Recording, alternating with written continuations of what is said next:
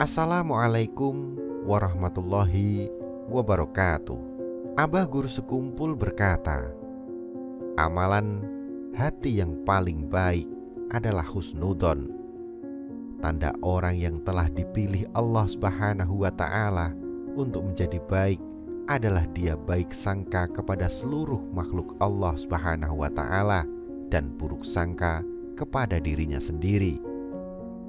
Arti menutup aib orang lain adalah tidak melihat sama sekali akan aib orang itu. Jika kita melihat aib orang lain tapi tidak membicarakan aib orang itu, maka itu masih tidak menutup aib orang itu. Apabila kita melihat aib di badan seseorang, maka wajib segera bertaubat. Tanda ibadah diterima oleh Allah, hati tidak pernah melihat aib orang lain lagi dan hanya melihat kebaikan orang saja. Butakan matamu dari melihat aib orang lain dan buka mata hatimu untuk melihat aib kamu sendiri, supaya mati kita dalam keadaan beriman dan husnul khotimah adalah jangan sekali-kali kita melihat kekurangan dan keburukan orang lain. Hanya hati yang bersih saja yang selamat di hadrah Allah Subhanahu wa ta'ala. Husnudon kepada orang soleh paling tinggi derajatnya. Al-Aidrus itu artinya pemuka para wali, para habaib dari golongan Al-Aidrus, mulai Habib Abdullah Al-Aidrus Al-Akbar dan keturunannya. Banyak yang mendapatkan makom yang tinggi. Itu disebabkan karena hati mereka banyak husnudon kepada orang muslim. Habib Abdullah Al-Aidrus Al-Akbar berkata, husnudon adalah wilayah dirinya.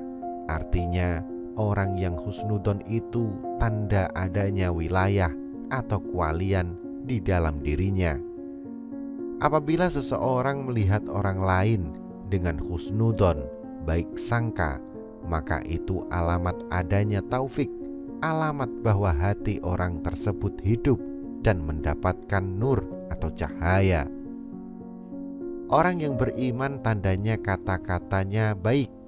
Umpamaannya melihat anaknya tidur, dia mengatakan, "Hei wali masjid, bangun." Ketika melihat anaknya beribadah, dia mengatakan, "Hai wali."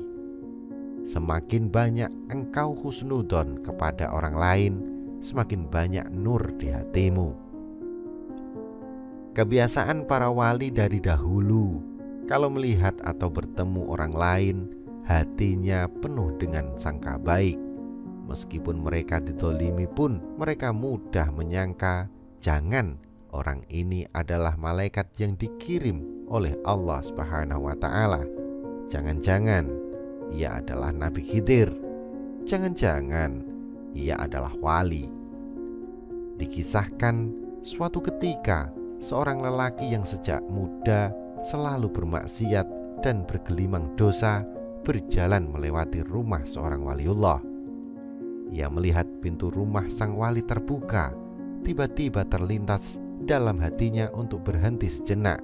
Ia berkata dalam hati, tubuhku ini sejak diciptakan Allah Subhanahu wa ta'ala selalu bermaksiat, sedangkan sang wali itu tubuhnya sejak diciptakan Allah Subhanahu wa ta'ala selalu taat. Aku ingin memandang tubuh yang taat itu dari ujung rambut hingga ujung kaki. Semoga berkat pandanganku ini kelak di hari kiamat aku memperoleh pertolongan atau syafaatnya. Ia pun menghentikan langkahnya. Saat itu sang syekh sedang berdiri di depan pintu.